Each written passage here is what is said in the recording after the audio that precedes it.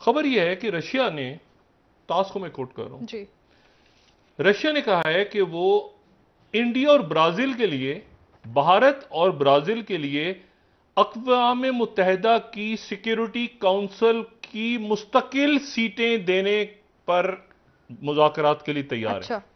Issue यह था कि इसमें कोई मुल्क जो है वो एशिया से नहीं है। गैस का बहरान शदीद हो रहा है, टेक्सटाइल इंडस्ट्रियां बंद होती चली जा रही हैं। At the same time Russian ambassador to China में जो रशिया के एम्बेसडर हैं, एंड्राई डेनिसोव, अमेरिकी secretary of state Donald Lu, जिन पर पाकिस्तान तहरीक इंसाफ की जानिब से साजिश का इल्जाम लगाया गया था, उनसे पाकिस्तान तहरीक इंसाफ ने राब्ता करके माफी मांगी है। अब इमरान खान के गिर्द दिन ब दिन घेरा तंग हो रहा है, क्योंकि बुशरा बीबी के बाद इमरान खान की भी कुछ ऑडियो कॉल्स लीक होने की बाज़गश सुनाई दे रही है। पूरा पाकिस्तान तबाही के दहाने पे क्यों पहुंच रहा है? पाकिस्तान में अमेरिका के खिलाफ नारे लगाने वाला अब अमेरिका के पैर पकड़ रहा है। उनका कहना था कि इमरान खान ने अमेरिका को पैगाम भेजा है कि हमसे गलती हो गई है। रशिया की सपोर्ट इंडिया को परमानेंट सीट अक़वाम मुत्तहिदा से मुज़ाकरात के लिए तैयार है। तो एक तो ये इंटरेस्टिंग डेवलपमेंट। जय हिंद दोस्तों, a very warm welcome to Hindustan special channel. Ukraine के साथ युद्ध में उलझे रूस ने एक बार फिर दोस्ती की मिसाल कायम की है। रूस ने एक बार फिर संयुक्त राष्ट्र सुरक्षा परिषद में भारत की स्थायी सदस्यता की मांग की है और ये ऐलान उसने चीन में खड़े होकर किया है। चीन में रूस के राजदूत एंड्री डेनिसोव ने सोमवार को ये ऐलान किया।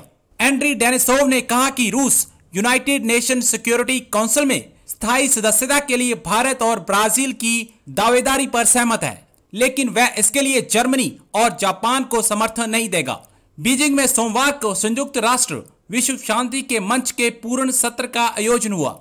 इस सत्र में चीन में रूस के राजदूत ने चीन के सामने भारत के लिए यह बड़ा ऐलान कर दिया। उन्होंने कहा कि अब वक्त आ गया है कि यूनाइटेड नेशन सिक्योरिटी काउंसिल में रिफॉर्म किए जाएं।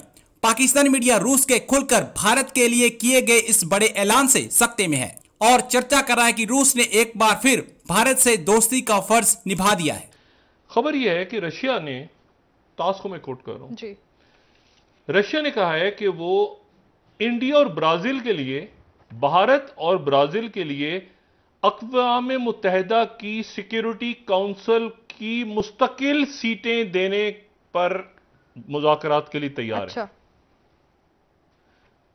5 मेंबर्स हैं ना, तो भारत को और ब्राजील को, यानी इशू यह था कि इसमें कोई मुल्क जो है वो एशिया से नहीं है और इसमें जो कोई मुल्क जो है वो लातीनी अमेरिका या जनूबी अमेरिका से नहीं है।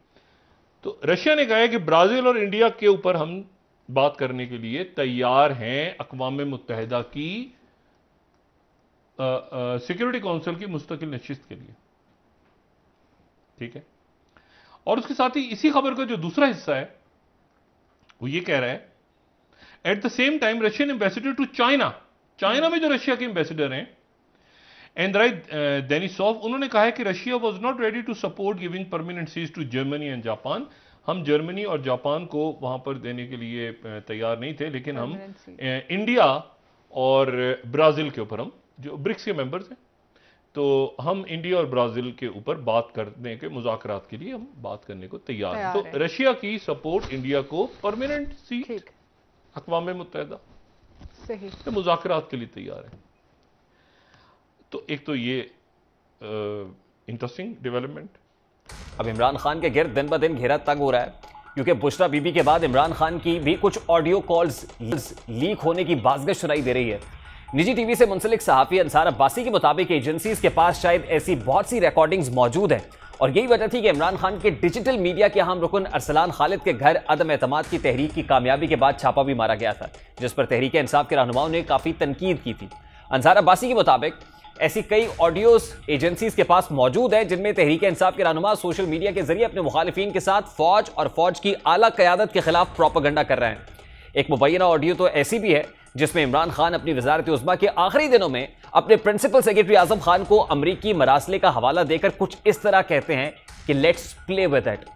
ऑडियो लीक्स तो एक तरफ, नून लीग पिछले 2 दिन के दौरान तहरीक-ए-इंसाफ बिलखुसूस इमरान खान को अपने निशाने पर रख रही है। इमरान खान पर चारों तरफ से शिद्दत से लफ्जी गोलाबारी की जा रही है।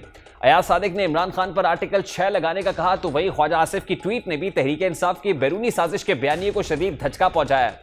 वजीर दिफा ख्वाजा आसिफ के मुताबिक पीटीआई के डोनाल्ड लू से माफी मांग ली है। पाकिस्तान में अमेरिका के खिलाफ नारे लगाने वाला अब अमेरिका के पैर पकड़ रहा है। उनका कहना था कि इमरान खान ने अमेरिका को पैगाम भेजा है कि हमसे गलती हो गई है, वो अमेरिका से मामला ठीक करना चाहते हैं और इस सिलसिले में वहीं से ये शुरू किया गया है जहां से टूटा था। अब अयाज सादिक पंजाब में अता तारड़ और मलिक अहमद खान की तरफ से भी एक भरपूर प्रेस कॉन्फ्रेंस की गई और उसमें किस संगीन नौयत के इल्जामात लगाए गए, जरा वो भी आपके सामने रखता है। नहीं पता कि अरबों रुपए सीएनडब्ल्यू डिपार्टमेंट से निकल के बुजदार की जेब के अंदर गए और बजरिया बुजदार फराग गोगी वो बुशरा बेगम तक पहुंचे। उर्फे आम पिंकी पीर नहीं, आपकी आंखों पे पट्टी बंधी थी। क्या ये करप्शन इमरान खान की मर्जी के बगैर हो सकती थी? बुशरा बीबी मास्टरमाइंड है और जो खान साहब के खिलाफ बोले वो गद्दार। हम फराग गोगी के रेड वारंट जारी करने जा रहे हैं। जो 60 करोड़ के प्लॉट वाला इशू है, फराग गोगी को और एहसन जमील गुजर को पाकिस्तान वापस लाया जाए, हमारा मुतालबा है। पीटीआई के मुनहरिफ रुकन पंजाब असेंबली उस्मा कारदार ने भी फराग गोगी और इमरान खान की अहलिया पर संगीन नौयत के इल्जामात आयद किए हैं। वो क्या कह रही हैं वो भी आपके सामने रखता है।